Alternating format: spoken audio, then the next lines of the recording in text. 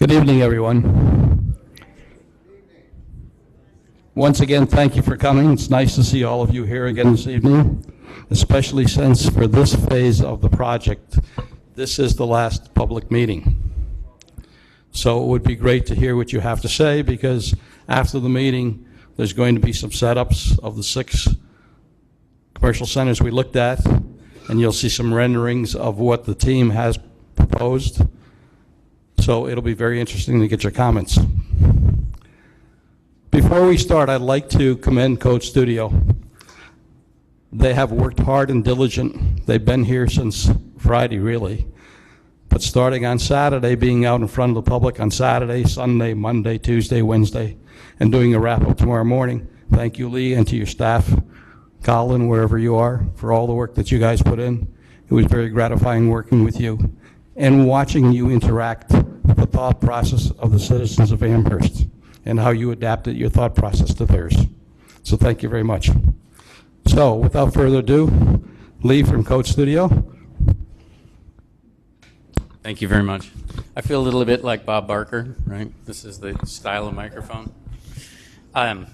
So this evening we're going to share with you the results of this week. But it's very, very intentional that this says work in progress. We are not done. We will be back. We will be talking about this more as the progress goes on. And you can expect to have a continuing conversation with us about this project until we get to the bitter end and are representing it in front of the town board. I am going to share some slides with you this evening, and I'm going to apologize. My clicker is coming in from out in the parking lot, so I'll start over here. We're going to talk a little bit in this show about the background of this project, make sure everybody's oriented to what we're up to. Most of you have been engaged this week, so I'm not terribly worried that you need to get up to speed on that, so I'll do that fairly quickly. Talk a little bit about our town-wide experience and how that might be wrapped up, how we might finish thinking about the commercial centers town-wide. I'm going to share with you a little bit of information about the market trends for those of you who listened to the Lunch and Learn the other day with David Verzel. It's his same material, but a foreshortened version of that show. And then I'm going to explain a little bit about what we did all week long this week, talking a little bit about the pilot centers themselves and what we discovered from testing some of our concepts there. We'll close at the end with some next steps so you'll know what's going on after this. Just as a reminder, the goals of this project include to create an update to the comprehensive plan with regard to the commercial land and the mixed-use activity centers in town. So a number of you have seen the map, the 57 centers throughout the community. We're intending to help the community set a clearer vision of what those centers should be in the future.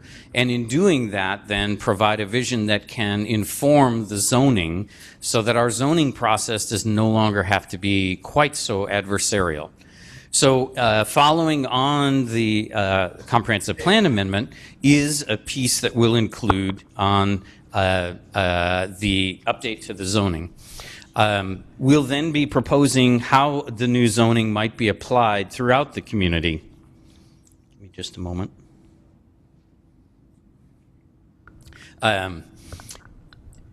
So I wanted to say a special thank you to all the people who provided space for us during the course of this. It was pretty incredible to be so many different places. We started out Saturday morning in the ground floor of the Hyatt. I know that there's some consternation over that, but we at least did get out a little bit. When we did the centers, they included being out at the Riverside Men's Shop at Northtown. The Audubon Association gave us space there in the Walton Pond, thank you. The Walton Pond Center there. Main Transit Fire Hall, the Harlem Road Community Center was our home for the week.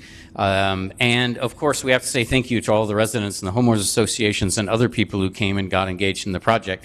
The IDA was also a welcome participant this week.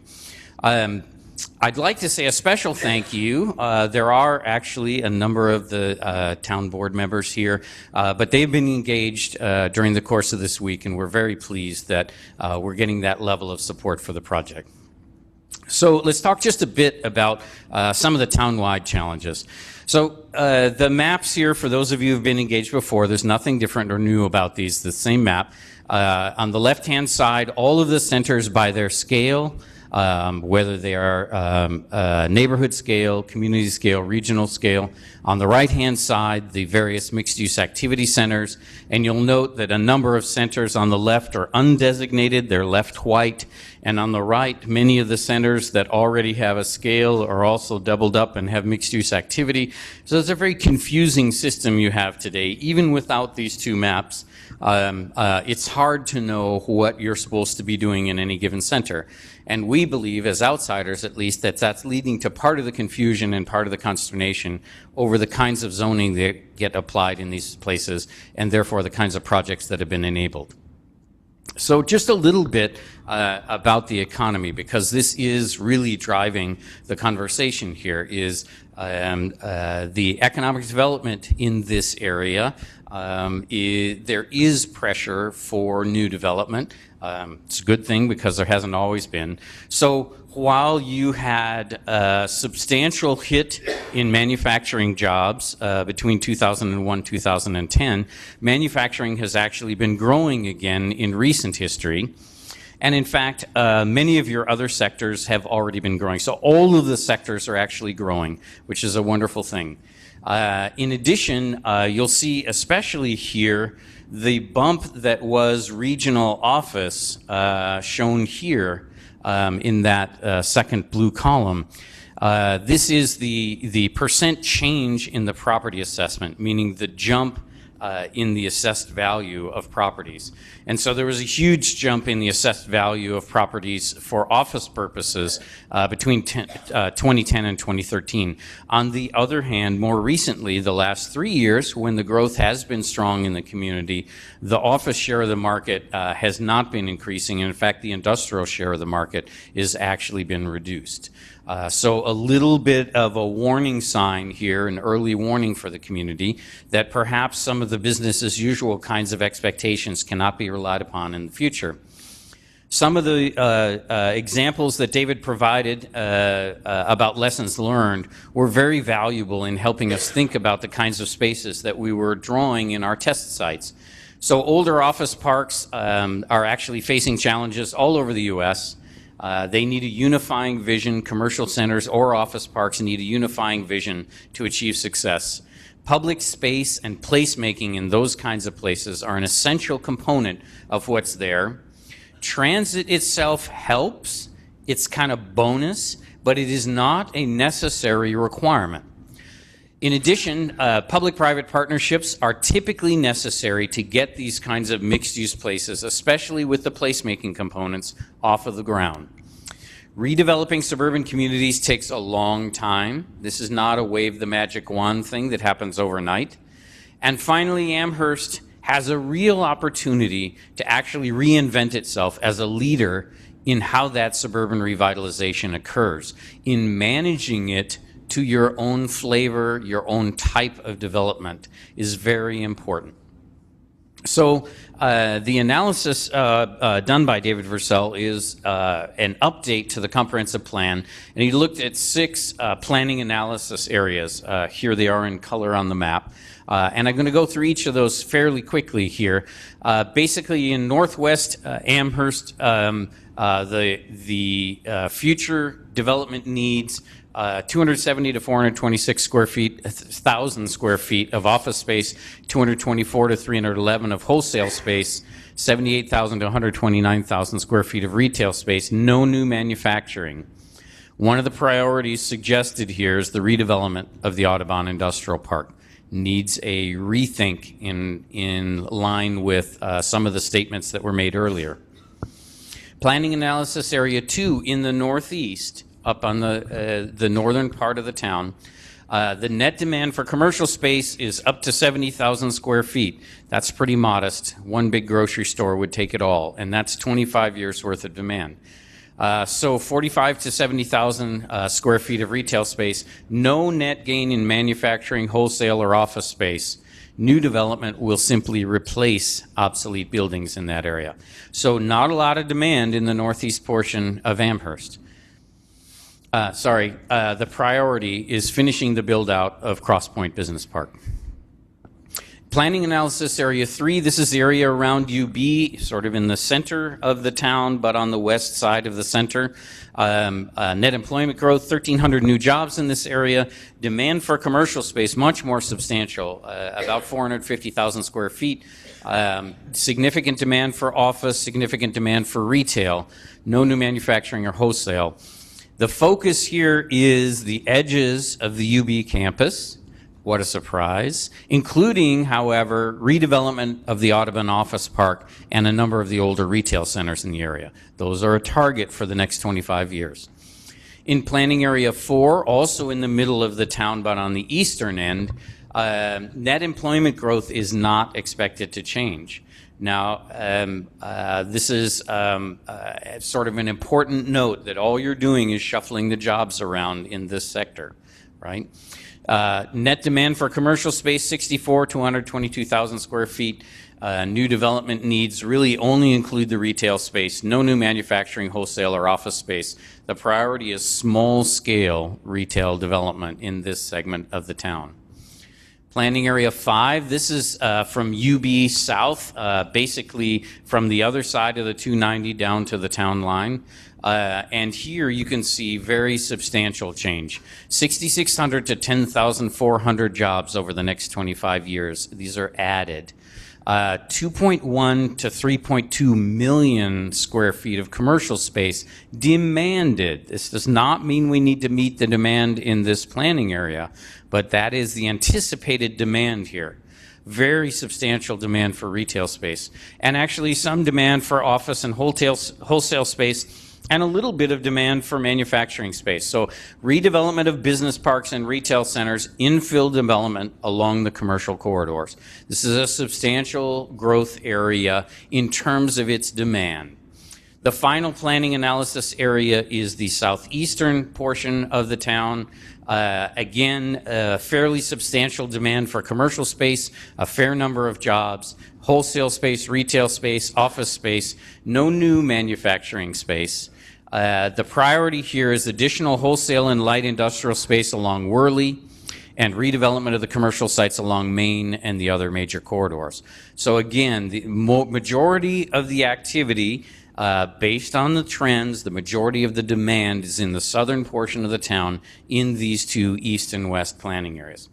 So that's David's study. It is not available right this minute, but hopefully within the next 2 or 3 weeks, it'll be released and everybody will be able to look at all of the numbers behind this and get a sense of what he's really saying. But I think there's an important point to consider when we talk about what the zoning might be, because clearly there's demand for things, especially in the southern portion of the town. So, just a little bit about the Charrette Week, and I got to give a shout out, I guess, to everybody who came on last Saturday morning. The Charrette team that we brought includes Lee Jones on the left, and in the back row there, Colin Scarf, my business partner, Kevin Howard, our associate, myself, JJ Zanetta, our architectural illustration expert, and in the front row, Keith Covington. We're all here tonight, and we're all going to be available after this presentation so you can talk about the specific project areas. The Charrette Studio was held at the Harlem Road Community Center. I can't quite imagine a more delightful space to spend time in. It's a stunningly beautiful building. We're glad the town hung on to it. We had about 40 plus people that were not staff or the design team at the hands-on workshop. We've had 30 plus people drop in and out of the Charrette Studio during the course of the week. We had a little over 20 people at the Lunch and Learn, 30 plus people at the combination of all of the open houses, and we haven't done the count for tonight yet, but we'll add that on to the slides as we go along. One important point is there's been an awful lot of online activity associated with this project, and because many of the folks who live in town and some of your consultant team are a little older, actually a lot of that activity has been on Facebook.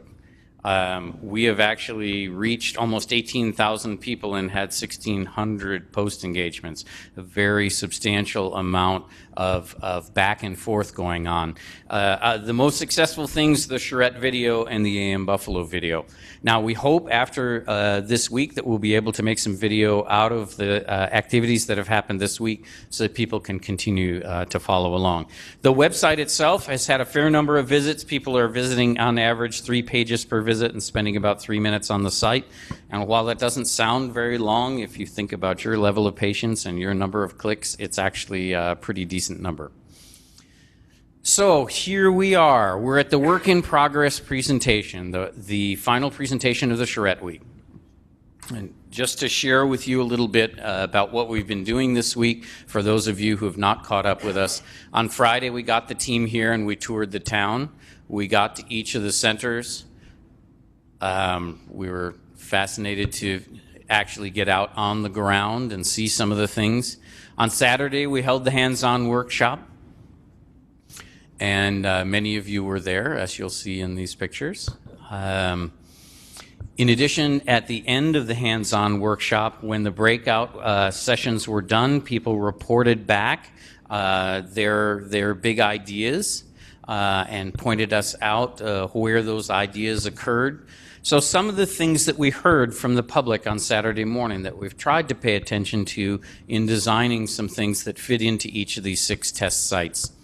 In Northtown, the note that it needs more green space, needs its roads reconnected, and that height transitions will be very important to the neighborhood surrounding there. In Snyder and Eggertsville, the need to maintain a traditional neighborhood height, the need to deal with the traffic flow through the area, requiring buildings to be pulled up to the street rather than set back, the ability to create rear buffers where projects abut neighborhoods, the possibility of lowering parking requirements since this is a neighborhood node and it actually involves a fair amount of walking from the adjacent neighborhood, and the need to improve the quality of design in that node. West of the village, a lot of discussion of improving the placemaking abilities of those sites, adding public art and landscaping, the need to balance economic development and quality of life there, because there is lots of demand there, and it's not just, being a town is not just all about economic development. The need to improve the transitions to the residential area. I actually liked this phrase and included it: walkable, bikeable, parkable, right? Have to be able to find and park in a place as well. On Transit Road, the desire to see no more commercial intrusion, no creep of that line back into the neighborhood, improving that back edge where it butts the residential, and preserving the residential character of the neighborhoods back behind by not upzoning them. Fixing at Gettsville, fixing the intersection of Millersport and Stall Campbell. Everybody talked about that. In fact, there was a major transportation issue and safety issue there. Keeping that center neighborhood scale to service the nearby area and not bringing it up to substantial additional height that would attract regional draws. Improving the pedestrian and bike access from the nearby neighborhoods. So those are just some of the things that we heard during the report back from each of the tables. We actually have some substantial amount of additional information. This is a community that likes to write, and so we had provided comment cards as well as a little word card, and we got a fair amount of those back. I actually really liked this one. Existing buildings need revamping, not infringing on residential areas, but improving what exists. That's probably a pretty good descriptor of a lot of what needs to be done in this community. On Saturday afternoon, we held a separate set of pilot center meetings, one for each of the pilot centers through the afternoon and on into the evening. On Sunday, we began brainstorming about what we might do to bring some of the ideas from the community to fruition and rethink the zoning in the 6 pilot centers. We ran an open design studio throughout the course of the week. Anyone could drop in and see us, and many did. You can see the design studio here. We brought forward some preliminary concepts. Those were drafted fairly quickly on Sunday as a way to respond to Saturday's conversations. Those preliminary concepts moved to drawings of how buildings might sit on the property, and those preliminary concepts, Monday noon, I gave a little session on form-based codes for folks who were interested in the technical wonky details of this stuff. On Tuesday, we ran one on the market trends with David Vercel. But then Monday night, we held a drop-in open house. So this is a first of 2 feedback loops that we've got set up this week. The first was from Saturday morning through Monday night. So we saw many of the same people at both events, and they got a chance to hear and see whether we were paying attention and whether the drawings reflected what they were talking about. So those drop-in open houses were held, a generic one at the Wyndham down near Williamsville, with all of the centers in the afternoon, and then the evening we broke them out. This happens to be the Transit Road open house at the Transit Main Fire Hall. But we held a series of them. This was probably the most interesting. I don't think I've held an open house in a men's shop before, but we did resist the temptation to replace our wardrobe. We also, during the course of Monday and Tuesday, we ran a number of stakeholder meetings. Those stakeholder meetings were really more focused sessions with people with specific interests in either property or in technical issues. So I met with a variety of town staff. We talked about stormwater issues. We talked about issues related to streets and roadways and streetscapes. We met with a set of focus groups that we had met with on our earliest trip here, including a series of young professionals that we met during our first visit, a special target for us because typically you don't see them in the room and they're not here tonight, so we were excited to get them engaged at all. Since then, we've been refining those ideas based on the public comment we received on Monday and the comment we received from town staff.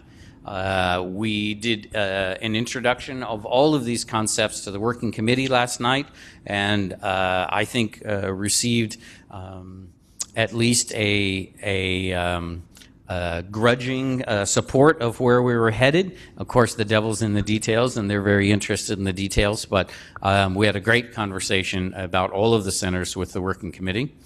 Following that, of course, the team worked quite late into the night, and thank heavens the town board authorized some overtime for the maintenance guy in the community center who stuck with us until late in the evening.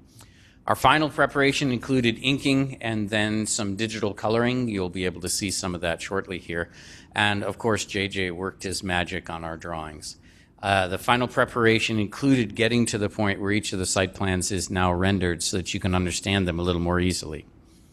So let's talk a little bit about each of the pilot centers. Basically, there's 6: Gettsville, Northtown, Eggertsville, Snyder, Village West, which really means from Union back towards the 290, and Transit Road. They all had a different purpose for being chosen, and we'll talk about each of those as we go through the individual centers. If you remember any of the materials from the working committee, you would have seen a discussion of why these were selected. Gettsville, because it was a suburban node, disconnected, sort of pod-like out there, sitting alone by itself. Northtown, selected for its deep and large parcels, representative of lots of the land on Transit Road, on Sheridan, on Niagara Falls Boulevard. Eggertsville and Snyder, the more traditional nodes in the community. The Williamsville Edge being a particularly a piece of particular interest based on the question of what is the appropriate height as you approach the village. And Transit Road for its very shallow corridor parcels, again, a condition that exists in lots of other places. So let's talk about these a little bit. So let's start with Snyder. There's an image of Snyder today. This was the boundary of the commercial zoning that we used to look at this pilot center. And you'll remember the tracing sheets from Monday night. If you came to the open house, these are the same things, simply rendered digitally here, but a description of the future form and character. And here first we're talking really about land use. And so that darkest red that you see on the majority of parcels there, we've described as traditional mixed use. It's what's there now. It's what should be there again in the future. We've used office mixed use to the eastern edge there, where many of those spaces are offices. There is one restaurant embedded in there. But we believe that shrinking the amount of retail that exists in that core will actually strengthen that core. There's community facilities properties, the library, and the church at the very edge of that. We have also shown the little gas station right there at Main and Harlem as something we called Village Motor Services, something that is still motor services, it's auto-oriented, but it is existing in a village setting, and we'll show you what that means in a little bit. So here are the heights that were discussed among our team. I know that a lot of conversation has been held about whether 3 stories is too tall, but in fact, in doing our design work, we think that 3 stories fit successfully on many of these sites, and we'll show that to you in just a moment. So part of thinking about this is also thinking about what's happening on the property along the street. This is the most important idea in most new approaches to zoning codes. And so here we're talking about something that we've described as a frontage. That line along the front of the property, whether it's green, red, or yellow in this instance, tells you something about what might be happening on that portion of the property, and allows us to either provide a consistent look and feel or actually change the look and feel up and down the corridor. So in this case, we have something we're calling the village frontage in the red there, a residential frontage as you reach back into the parcels that face residential across the street, up those side streets, and a green frontage at the edges. If you think about it, there is actually a green frontage, although not designated here, to the west as well, both where the housing is on the Damon College site and to the south where the multifamily building and the former Y, now owned by the college, is. So there's actually a green approach on both sides today, and then the more concentrated component of the village itself in the center. So here's what those frontages might actually look like. These are just drawings on the top to kind of give you a sense. They don't have a dimension yet. We're not absolutely certain what these rules might be. But the notion of a village or urban frontage here with trees in grates, wide sidewalks, buildings pulled up to the street, as opposed to that green frontage that we were talking about, trees in a tree lawn instead, and a large green lawn space with the building set further back. These are 2 different patterns of development, both found specifically in the Snyder node. Just to show you a couple more frontages that we're going to be using later on so that you've got a visual of how those might work. A residential frontage in which you see the stoops or porches here, very similar to the green frontage, but driveway accessing parking behind, for example. And then the suburban or village transition areas in which we still might retain an auto-oriented look and feel. And so therefore we might allow a maximum of a set of drive aisles and 2 rows of parking between the building and the street. But again, planting the street trees, nice wide sidewalk out at the street. So that's a set of frontages that could be used as part of the new zoning to customize what's going on any given property. So here's one of the scenarios that we had prepared, and on Monday night you guys saw these without the color on the buildings or just with marker color. But basically here you're seeing that mixed use color. The black buildings are retention of existing buildings. The colored buildings are new buildings shown here. One of the key differences between this scenario and the next one I'll show you focuses on how Harlem Road gets handled. So a number of people suggested when going north and south along Harlem Road The feeling there is not like the Main Street feel. The Main Street feel is buildings up to the street edge based on some of your existing buildings. A much more stronger village kind of a feeling. Whereas going up and down Harlem Road, maybe the feeling should continue to be a little bit more gracious with the buildings set a little further back. So that's what you're seeing in this scenario, is this set of buildings is a little bit further back. And in fact, the second scenario pulls all those buildings up to the street as though we were suggesting that we were going to be village-like throughout. And I apologize, we're not going to take any questions during the presentation, so hold that thought. We're going to have a specific place where you can look at these in detail right after the show. We'll put up a board and we'll talk as long as you'd like about them. I don't think I can share that right now. I'm going to continue my presentation. Thank you, though. So in this scenario, what we're talking about is pulling the buildings up closer to the street as though it were that Main Street frontage, right? The buildings up to that edge and a harder edge along there. And we do that simply by changing that frontage. That's what the zoning could do to change the feel of that portion of the corridor. So just showing you how this tool might be used to customize something in a specific scenario. So this is an existing view of the area today. And we wanted to share with you what that design that you just saw might look like in the future. And so here we're showing, this is the Y property that the Damon College owns now. This is Damon's housing.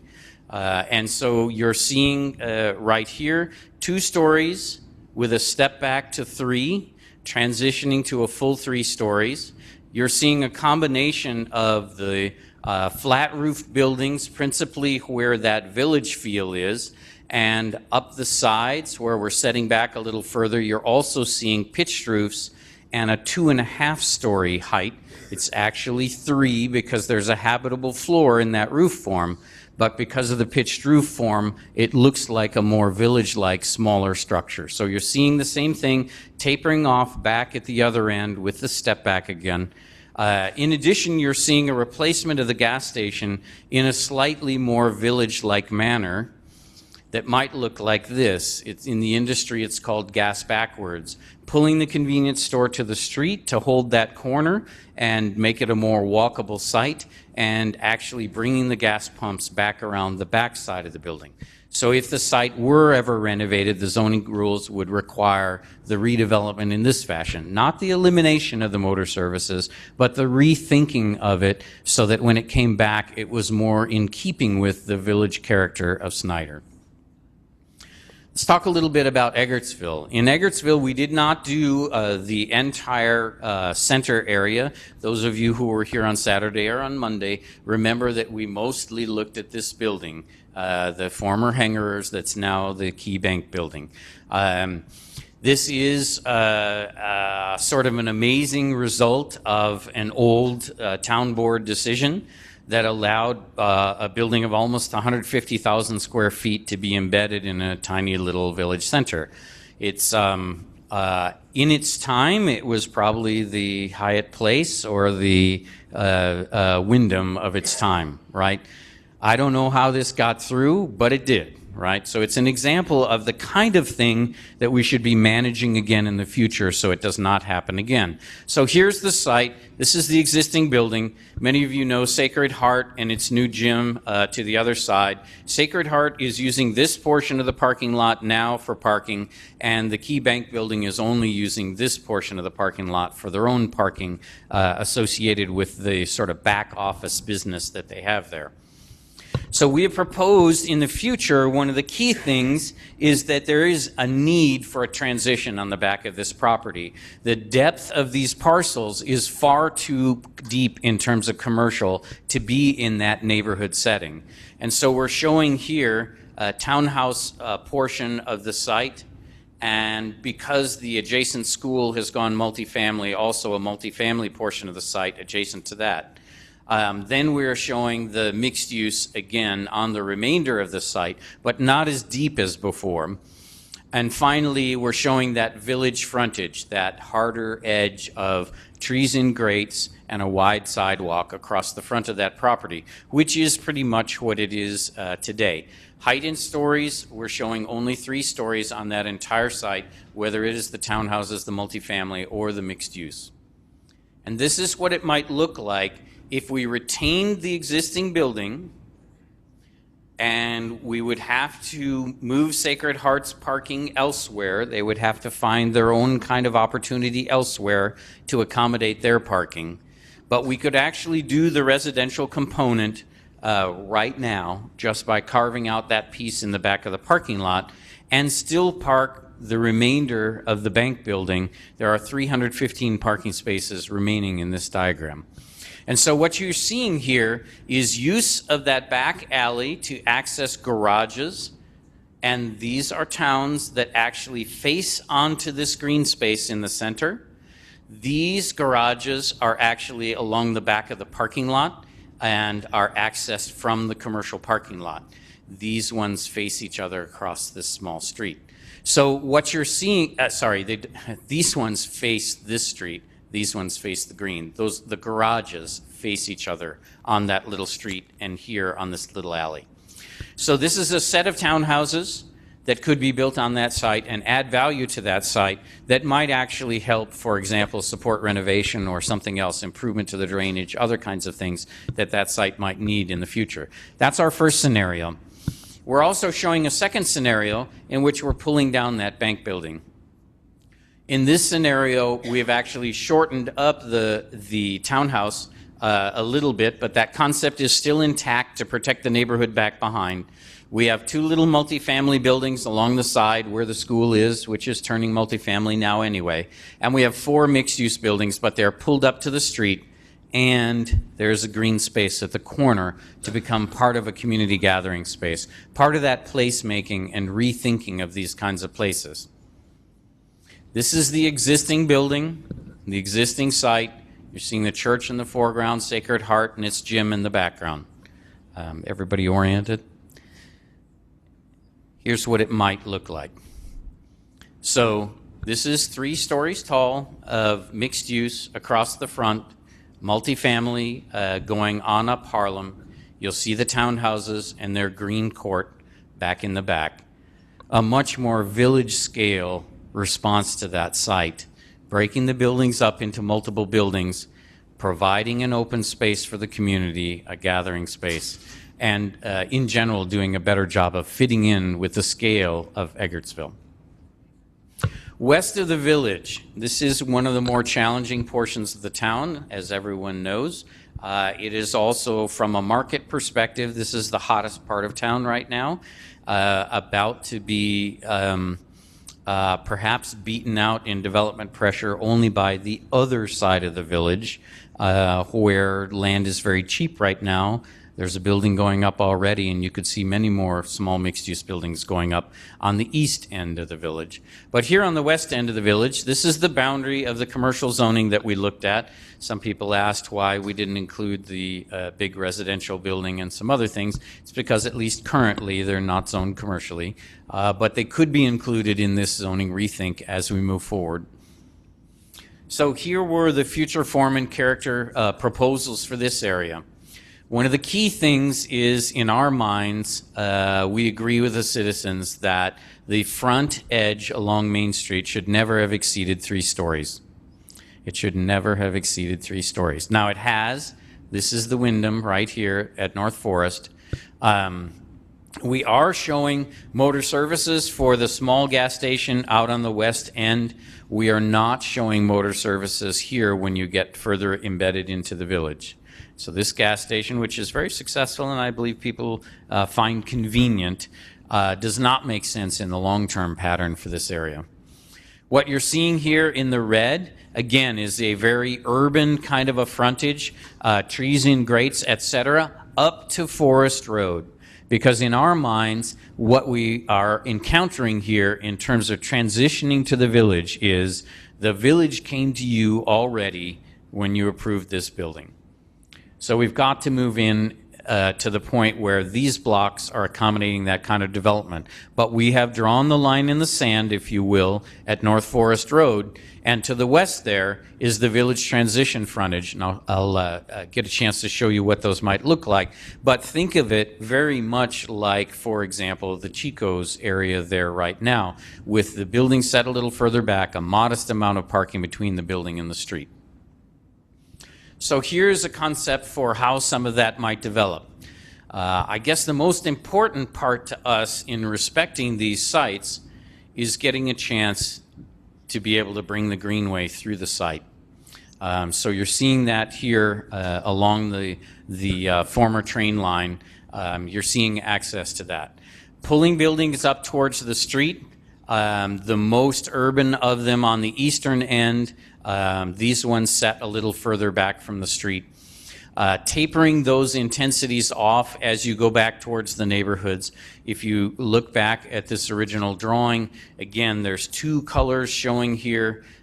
This piece is office mixed use, as are these. The retail component is centered on the top site and along the face and on the Walker site, and is not including every single block back there. So what you're seeing here is another scenario for the area in which perhaps some of the more modest things remained and some of that office development was still here. Let me just flip between these two so you can see the change. Forest is here. North Forest is adjacent to the Wyndham here. And this is Union. Does that help? This is Union today. This is Main. Forest. This is the Walker Center site. This is where the Tops is today. Okay, so the dark U that you see in the tops of the drawing, that dark U is where the Tops is today. Okay, thank you. Sorry about that. And when you see a dark building, that is, these black buildings are existing buildings that are retained. So the first scenario is a more intense mixed-use scenario here. The second scenario is a modest addition to the Walker Center here. So the addition of some green space in the center to provide some of that placemaking that we've been talking about. And then the inclusion here of some smaller office space. Again, this is office off here on the eastern edge as well. So the second scenario is just a slight variation. It does show here the difference in what the frontage might do. Here is built to, right? And here is set further back with parking in the front. So here's the existing site today. This is what it looks like when you look right at the Tops. Okay, so you're looking straight up the greenway at the Tops. And here's what that site rendered in a new scenario might look like. Again, 3 stories, 2 to 3 stories at the street. The height pushed back into the parcel. Remember, this is a community park back behind the Top site today. So this site does not sit immediately adjacent to single family. This is showing us replacing a small amount of single family that sits in the center of the district, but is only about a half a block's worth, and it probably in the long run will not remain. So you're seeing the form of these buildings. This is that setback with the ability to drive and park in the front, but you could imagine the buildings also being pulled up to the street. We've shown the greenway extension right on through the site, connecting up at whatever point to the trail that might exist to the north in the future. So yes, you're seeing 5 stories of height to the rear and 3 stories of height in the front. Let's talk just a little bit about Transit Road. Transit Road is one of the toughest of the sites because the sites were very, very shallow. So we took the portion here that was right at Worley. On the north, the commercial is zoned 1 block deep, meaning 2 parcels deep, right? So it's zoned to the back road back behind McKinley. On the lower portion, the zoning only extends for the first row of parcels. The back row abutting McKinley is still zoned for single-family residential. It's zoned R3 today. So what we wanted to do was look at both of those conditions and propose some solutions.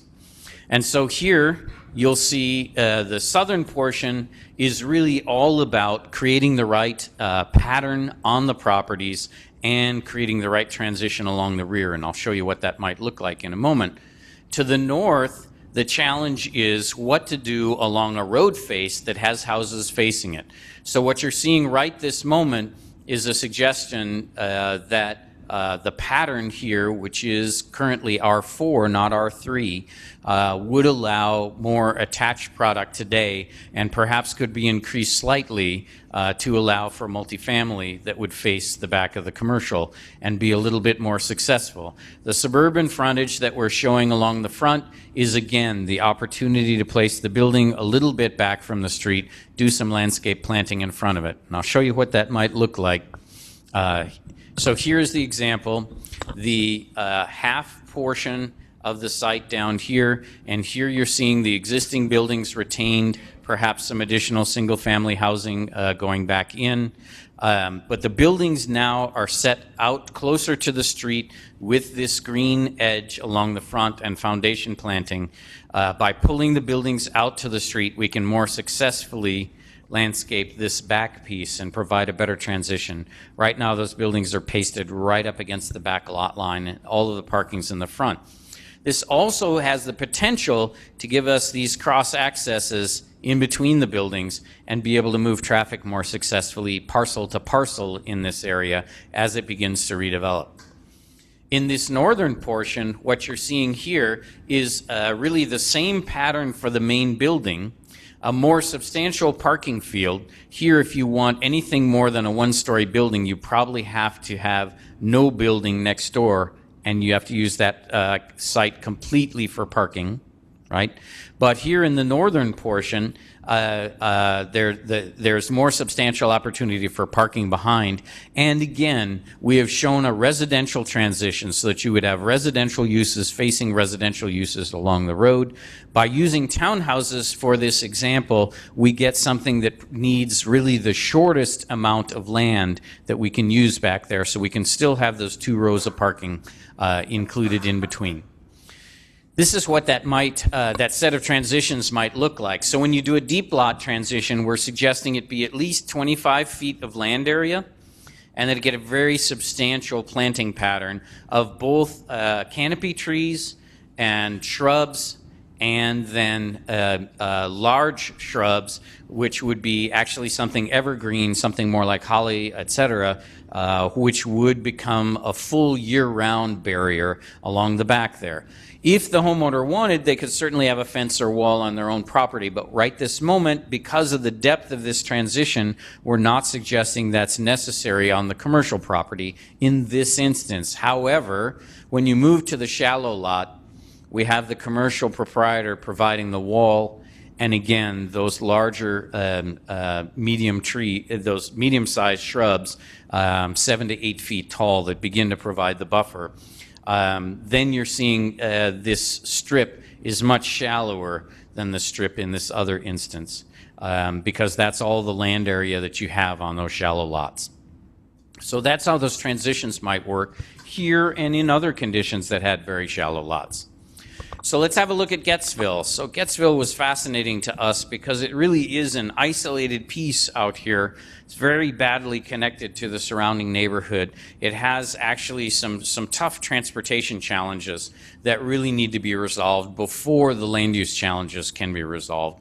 Those of you that remember, we mostly looked at the area here along Millersport and Stall Road.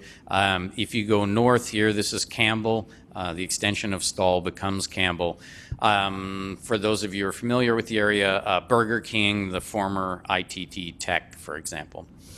The future form and character, we've shown neighborhood mixed use in this area. I think, again, important to talk about what the character of uses are. This is the area that was suggesting that it best served the immediate surrounding neighborhood and not the traveling public up and down Millersport Highway.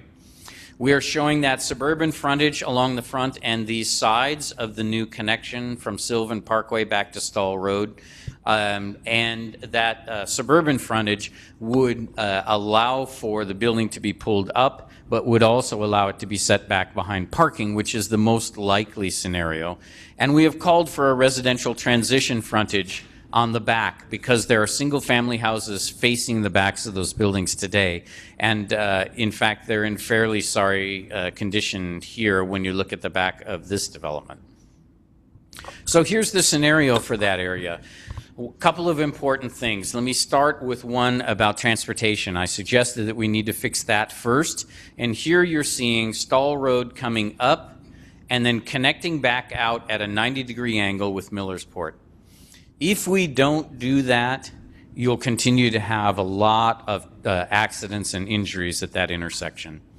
We are also showing Campbell clipped off and coming back out at a 90-degree angle. So now if you want to move northbound, you would come up Stall, take a left, and go right onto Millersport and left again to get onto Campbell. Not as convenient as today, but much, much safer. We are also then showing a slip road here provided by putting the parking together and connecting those bays so that you could move between uses successfully without exiting out onto Millersport. And today, I think many people would admit, especially between 12 and 1, that northern center is completely, utterly packed and almost impossible to get into. It is underparked today. Gettsville being a suburban node, it needs to meet its full parking demand on site, because otherwise it goes back into the neighborhoods, and that's an inappropriate response. So when we looked at this triangular site with the existing shopping center, we did leave John and Mary's here, but we are showing a replacement for that strip center. It actually sits exactly where the center is today, but it actually has to be smaller in order to park itself. And then we are showing to the south the replacement of the ITT building there today. Here we're showing two-story office. We really can't get much beyond 2 stories if we want a large footprint like this. We are also showing a green space in that site. Part of this is about how are you going to buffer those things from the next door neighbors? And the simple answer is all of these houses that face the street would face either a landscape buffer, this green piece to the north, or residential development on the other side so that we could have like facing like. So again, we're showing some residential units back into the property on the commercial side in order to make for a deep lot transition to single family. So there's the existing site at Gettsville. You can see these awkward roadway configurations. Yes, there are some connections, but they're quite awkward up and down. And again, there's that very sharp pointed movement up through the north and lots of other turning movements happening all at the same time there. So what might that look like in the future? Here it is. You're seeing the slip road here along the front. You're seeing the replacement of that northern center at 1 story, 2-story office building, and then you're seeing both the landscape transition on the one hand and also a residential transition in support of making sure that the houses along Stall Road retain their value. Finally, let's have a little look at Northtown. Northtown was the most fun because, again, we could think about blowing it all up because what's there is not really very impressive today, especially since the much of the center has been emptied out. Now, there is the brand new Whole Foods going up, so there's new possibilities on this site. We're showing the existing center here. This is the former site plan before they cut the Whole Foods in, so that's the old building footprint there. So here we're showing some future form and character for that site. One of the key things is that Eggert Road coming up the back has got to remain a quieter road. It cannot be blown up into a big intense thing. Even if in the future transit were to come up Eggert Road, for example, the NFTA is considering that this is the appropriate place, they believe, to bring the subway back up from underground and take it on up Eggert and up Niagara Falls Boulevard and over Maple to the university, which would provide them a so-called one-seat ride for the UB students between the two campuses. This is a model that they're actively pursuing in their study that's happening right now, so you need to kind of keep an eye out for that NFTA study as well. So we are showing that regional mixed use on the majority of sites here, but as you go along Eggert Road, we're really saying it should be restricted to the node at Niagara Falls Boulevard, the one at Alberta, which is being cut back through as part of the Whole Foods development, and again, the one down at Bailey. And in between, we're showing residential mixed use right here and up here. There is no reason that we need all of this commercial activity, given all of the commercial activity that is on Niagara Falls Boulevard and on Sheridan Road. There isn't any reason to bring all of that retail activity both back down to this small Eggert Road back behind. We are, on the other hand, we're showing 3 stories around the outside edge. Again, a very similar idea to what we're showing for the edge of the village. The need to bring down the scale of the buildings as they as they become adjacent to the roadways and the sidewalks, and showing the bulk and mass, the 5 stories here in this instance, in the center of the site. And we'll talk about that a little more as we look at the individual pictures. So we did, again, 2 scenarios, one which really just infills the existing site. And so, again, these dark buildings are the existing buildings. This is actually the new Whole Foods footprint. And here's Alberta cutting through along with Carmen. And this is the existing center that's there today. These brown and pink buildings are new. You're seeing the node here at Bailey, the node again at Alberta, and out here at Niagara Falls, and residential in the other buildings in between. Potentially something like Live Work could be there, in which there were smaller units, lower intensity commercial opportunities along that backside. We're also showing, in order to intensify this site, the need for parking decks. So here's one substantial parking deck, and here's the other. Each of them serves a surrounding area of mixed-use development. We're showing a green space here as you enter the site, a green space here in the redevelopment of the site on the portion to the east, mixed use along the roadway, and residential above in the inner portions of the site. What this scenario does is builds, instead of a pool of parking right in the middle and a one-sided strip shopping center, you actually get a small Main Street feel internal to this entire site through here, as the buildings line a single small street, a walkable street. So this is what many people describe in the industry as drive-to urbanism. I drive here, I park in the parking garage, but once I've gotten there, I'm willing to walk around in the same way I might in the village of Williamsville, because I'm on a delightful little street.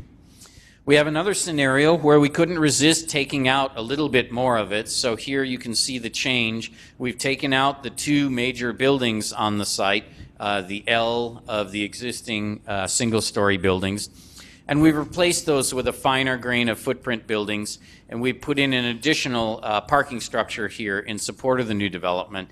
You'll see again the inclusion of green space as public open space in these portions, and the support for an internal Main Street throughout the site. So again, what might that look like? Here is the lovely North Town Center today, just before they tore the end down here. This is the Whole Foods site right here. Okay, so it's right before that was torn down. And here's what it might look like in the future. So again, here you're seeing the residential component supported by the commercial node as you enter the site. You're seeing liner buildings that hide the parking within the site, and a very walkable interior here. Again, parking structure lined by a taller building. The tallest building embedded in the center of the site, not out at the edges. This is the Whole Foods footprint, so you see redevelopment both to the south and north here. One additional thing that I can't resist suggesting here is we did include a station area right here, and there's the subway as it's just come up out of the ground, and it's about to go on down Eggert and head around the corner. So these are some of the kinds of future possibilities you should be thinking about as you think about that corridor on the west edge and its new transit which might come. It might only come as rapid bus. If so, it would be on Niagara Falls Boulevard, we're told, but it will still be nearby this site. And no matter what, these sites will be desirable intensity opportunities within the town. So I just wanted to show you a little bit of what that internal street might look like, because I know it's hard to envision that in just 2D. So imagine this is the shopping street internal to the site. You're looking at the green space in the background, on-street parking to protect the pedestrians, wide sidewalks to allow for outdoor dining in appropriate seasons. And this version is 3 stories tall. I want to show you a little something by showing it to you 5 stories tall. And making the suggestion that from my personal perspective, if those stories are stepped back a little bit, as they have been in this illustration, the difference between 3 and 5 is not terribly substantial to the person walking on the street. But it's very important to our ability to build structured parking and support transit. So we need to think about some of these sites and their intensity in regard to these 5-story opportunities in the center of the site. So a little bit of closing for this evening, and then we're going to put all of the diagrams up around the walls so you can have a closer look. They will be posted as quickly as possible after this, perhaps as soon as tomorrow. So the remaining work. The next step for our team is to provide a summary of this workshop. It will be an annotation of the show, so some of the things that I was saying are going to actually get placed on those drawings, and that annotated version will get posted back on the Imagine Amherst website as shortly as we can. It'll be a couple weeks, and that will be up. Technical assessment of the existing regulations. Now that we know where we're headed and what we're trying to do the existing regulations have any hope of getting us there? And I will tell you, having been involved with them in the past, the answer is probably no. So we're going to need new regulations and new zoning. So the steps here then are to prepare a plan amendment that suggests the character of each of the centers around the community, prepare some zoning technical amendments that the staff has been working on for years that have never gone anywhere, and prepare new zoning for the centers. So clarification and reformatting of the ordinance as part of that technical amendment process, and new zoning for these center areas as well. These concepts probably in the future need to be thought about for the office areas especially, and perhaps even for the industrial areas, given what you saw from David Versel's presentation. Finally, we'll bring that out to the public and talk about it again when we have an actual proposed text of zoning ordinance amendments and a map of how it would apply on real properties. It'll go through legal review, and then it will go through the typical town board adoption process. During that process, while we come back and visit to run those hearings, we'll actually during the day be training both staff and local design professionals on how to use the code, and we'll be educating planners from around the region. This, remember, is a NYSERDA grant-funded project, and so we have the opportunity here to actually tell everybody else the story of what Amherst is doing. There are a couple of ways that you can stay in touch with what's happening on the project. First and foremost, in my mind, is actually the website. The website does allow comment online. There's a comment form on the Imagine Amherst site. In addition, we have Twitter and Facebook, which are a welcome place to receive comments as well. And we'll be posting periodically so that you know when documents have been posted to the web. What I would like you to do tonight, if you would be so kind, is to provide us a copy of an exit survey. The exit surveys are here on the table. We'd love you to fill it out and let us know a few things. A couple of things are, ideas that we missed tonight. You have additional comments. Are there ideas we should be following up further, things we need to check into? We've also provided comment cards if you wanted to comment out about a specific center. We'll also have Post-its along with the drawing, so if you really want to comment right on a drawing, we can put a Post-it on there with a little note and provide that comment. And with that, I would simply like to say thank you very much for coming tonight. We hope to see you again in the near future. Now, we're going to have 6 stations. There'll be 4 of them in here and 2 out in the hallways so that you'll get a chance to look at the drawings.